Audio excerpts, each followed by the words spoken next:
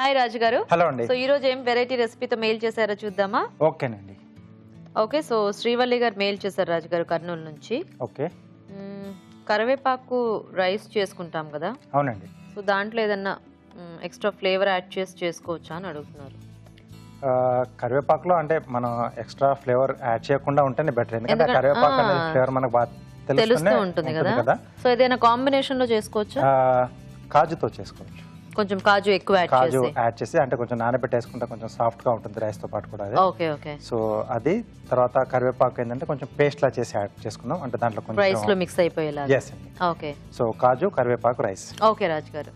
Okay అండి, మరి కాజు కరివేపాకు రైస్ తయారీకి కావాల్సిన పదార్థాలు ఏంటో ఒకసారి చూద్దాం. కాజు కరివేపాకు రైస్ తయారు చేయడానికి కావాల్సిన పదార్థాలు: బాస్మతి బియ్యం 1 కప్పు, నానబెట్టిన జీడిపప్పు 1/2 కప్పు, కరివేపాకు 1 కప్పు, ధనియాలు 1 టీ స్పూన్, జీలకర్ర 1 టీ స్పూన్, ఎండుమిరపకాయలు 2, తరిగిన పచ్చిమిరపకాయలు 3, తరిగిన అల్లం 1 టీ స్పూన్, పోపు దినుసులు 1 టీ స్పూన్, వెల్లుల్లి రెబ్బలు 5, కొత్తిమీర కొద్దిగా, ఉప్పు తగినంత, నూనె 3 టేబుల్ స్పూన్లు, ఇంగువ చిటికెడు. కావాల్సిన పదార్థాలన్నీ చూసారు కదండి.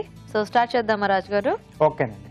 సో ఇక్కడ ముందుగా మనం సో రైస్ ఉడికించి పెట్టేసుకోవాలి. Okay okay. సో ఇప్పుడు మనం కరివేపాకుది పేస్ట్ రెడీ చేసుకున్నాం అండి. కొంచెం వేయించాలా? అవునండి.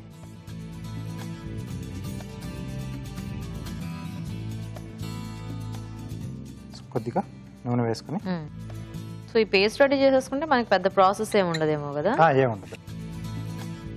సో ఈ పేస్ట్లు ఇవి ఎప్పటికప్పుడు ఫ్రెష్ గా చేసుకుంటే మనకి టేస్ట్ అనేది బాగుంటుంది. అండ్ పౌడర్ అయితే కొంచెం నిల్వ ఉంచుకోవచ్చు, కానీ పేస్ట్ అంటే ఇంకా మనకి అంత నిల్వ ఉండదేమో కదా. సో ఎండుమిరపకాయలు, ఓకే, జీలకర్ర, ధనియాలు, ఓకే. సో దీంట్లోనే పచ్చిమిరపకాయలు, ఓకే, అల్లం, సో కరివేపాకు అండి. ఓకే. సో కరివేపాకు కూడా కొంచెం లైట్ చేసుకుని, సో దీన్ని ఏంటంటే మనం కొంచెం పేస్ట్ లా చేసేసుకుంటాం, కొంచెం వాటర్ వేసేసి. సో అలా పేస్ట్ లా చేసుకోవడం వల్ల ఏంటంటే మనం రైస్ లో వేసుకున్నప్పుడు మొత్తం రైస్ మొత్తం కల్లా కోటింగ్ లా వస్తుంది, కాబట్టి ఇక్కడ నేను పేస్ట్ లా చేసేస్తున్నాను.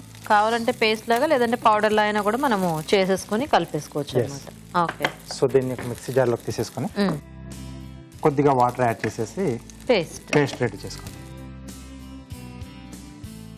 మనకి కరివేపాకు కూడా ఎక్కువ ఇట్లా రోస్ట్ అయినట్టు ఫ్రై చేసుకోకూడదు, జస్ట్ మళ్ళీ పోపు వేసిన తర్వాత అక్కడ కొంచెం వేయించుకుంటాం. సో కాబట్టి ఇక్కడ కొద్దిగా అయితే సరిపోతుంది. మరీ ఎక్కువ వేయించినా కూడా కరివేపాకు ఫ్లేవర్ కూడా పోతుంది యాక్చువల్ గా. కొంచెం ఆ ఆకు రంగు మారకుండా ఉంటే మనకి టేస్ట్ అనేది బాగుంటుంది. అంటే ఆ కరివేపాకు టేస్ట్ ఎక్కువ తెలుస్తూ ఉంటుంది రైస్ మనం తినేప్పుడు. ఓకే. కొద్దిగా వాటర్ ఇస్తారు. ముందు ఒకసారి అలా తిప్పేసి ఆ తర్వాత వాటర్ యాడ్ చేసుకోండి. ఓకే రాజు గారు.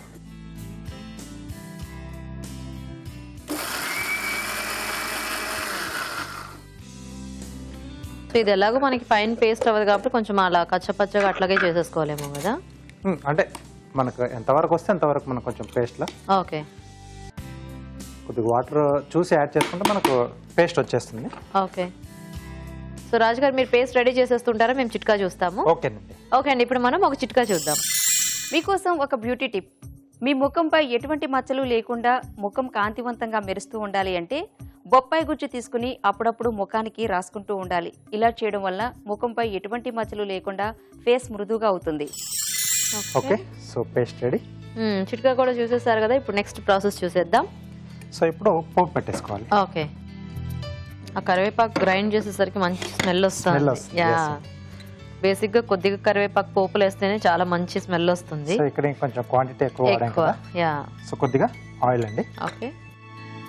కరివేపాకు కూడా మనం కొంచెం తీసుకునే రైస్ క్వాంటిటీని బట్టి చూసుకొని యాడ్ చేసుకుంటేనే బాగుంటుంది ఎప్పుడైనా, లేకపోతే కొంచెం వెగటు లాగా వచ్చేస్తుంది ఆ టేస్ట్ కొంచెం ఎక్కువైతే. సో పోపు దినుసులు. ఓకే.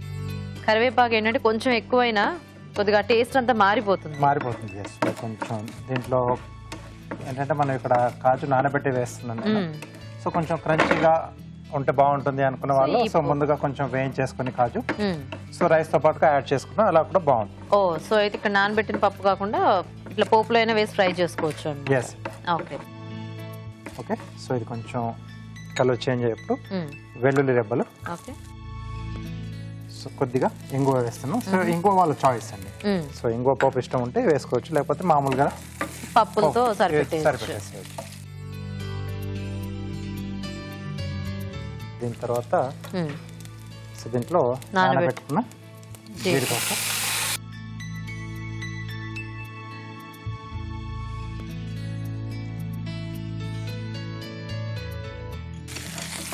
సో ఇవి కొద్దిగా వేగిన తర్వాత సో దీంట్లో మనం ముందుగా రెడీ చేసి పెట్టుకున్న కరివేపాకు పేస్ట్. సో ఇక్కడ వేసేస్తే మనకి ఆ జీడిపప్పుకి కూడా కొంచెం పట్టేస్తుంది, ఆ టేస్ట్ పట్టేస్తుంది. అలాగే సరిపడా ఉప్పు. ఓకే. సో అంటే కొంచెం పులుపు ఇష్టపడే వాళ్ళు కొద్దిగా చింతపండు వేసుకోవచ్చు రాజు గారు ఆ పేస్ట్లో. వేసుకోవచ్చు. సో అది కూడా బాగానే ఉంటుంది. బాగుంటుంది. ఎలాగో మనకి రైస్కి ఆ పులుపు కాంబినేషన్ కూడా బాగానే సెట్ అవుతుంది కదా. చపాతీ లాంటి వాటిల్లోకి సరదాగా బాగుంటుంది. లేదంటే సైడ్ డిష్ గా కూడా ఏదన్నా మనం ఒక పప్పు లాంటి సాంబార్ లాంటి ఇలాంటిది సైడ్ లో పెట్టేసుకుని కూడా మనం తీసుకోవచ్చు. ఓకే. సో ఇప్పుడు ముందుగా ఉడికించి పెట్టేసుకున్న రైస్.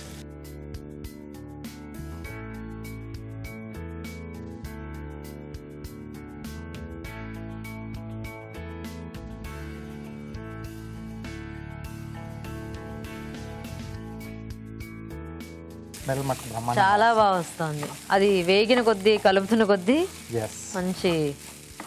సో ఇలాంటి మంచి ఫ్లేవర్స్తో ఉన్నవి ఏవైనా కూడా మనము హ్యాపీగా బాక్సెస్లో పెట్టేసుకున్నా, బయటకు వెళ్ళేటప్పుడు ఎక్కడికైనా తీసుకెళ్ళినా, ట్రావెలింగ్లో బాగుంటుంది. అండ్ వేడివేడిగా తింటే ఇంకా బాగుంటుంది.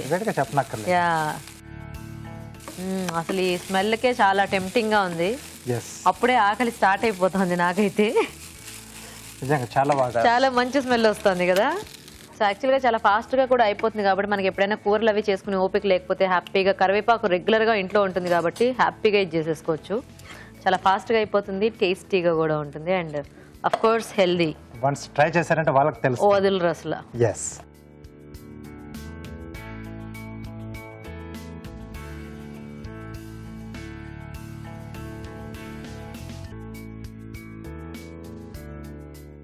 ఓకే.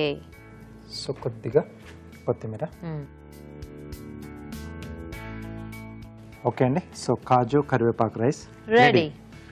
ఓకే అండి, మరి కాజు కరివేపాకు రైస్ రెడీ అయిపోయింది. టేస్ట్ చూసే ముందు తయారీ విధానం ఇంకోసారి చూద్దాం. కాజు కరివేపాకు రైస్ తయారు చేసే విధానం: ముందుగా బాస్మతి బియ్యం ఉడికించి పొడిపొళ్ళాడేలాగా అన్నం సిద్ధం చేసుకోవాలి. ఒక పాన్ లో నూనె వేసి ఎండుమిరపకాయలు, జీలకర్ర, ధనియాలు, తరిగిన పచ్చిమిరపకాయలు, తరిగిన అల్లం, కరివేపాకు వేసి వేయించాలి. ఇది కాస్త చల్లారాక మిక్సీ పట్టి పేస్ట్ సిద్ధం చేసుకోవాలి. మరొక పాన్ లో కొద్దిగా నూనె వేసి పోపు దినుసులు, వెల్లుల్లి రెబ్బలు, ఇంగువ వేసి వేయించాలి. దీనిలో నానబెట్టిన జీడిపప్పు, ముందుగా సిద్ధం చేసుకున్న కరివేపాకు పేస్ట్, ఉప్పు వేసి వేగనివ్వాలి. తర్వాత అన్నం వేసి బాగా కలుపుకోవాలి. ఆపై కొత్తిమీరతో గార్నిష్ చేసి సర్వ్ చేసుకుంటే కాజు కరివేపాకు రైస్ రెడీ.